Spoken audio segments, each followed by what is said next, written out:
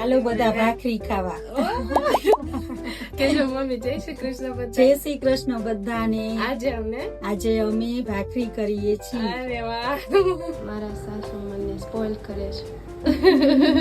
એને હા, એમ જ હોય ને. લે મમ્મીને આવું મસ્ત હાર્ડ થાય, મારો સોફ્ટ હાર્ડ લોટ બાંધવાનો અને તેલ વધારે નાખવાનું. અને આપણે રોટલી લોટની જ કરી છે. અહીંયાનો લોટ એ પણ અલગ છે. અહીંયા આપણે 12 માસના ઘઉં દળાવીને કરતા હોય ને બેટા. આપણે ઘઉં ભેગા કરી એરડિયું દઈને રાખતા હોય. આમાંનો અડતી હાથનું અડી છે. હો સરસ થઈ ગઈ. લે હવે ખાડા પાડ. થઈ જાય. હા થઈ ગઈ. ખાડા તમે આમ ફેર કરો છો. આમ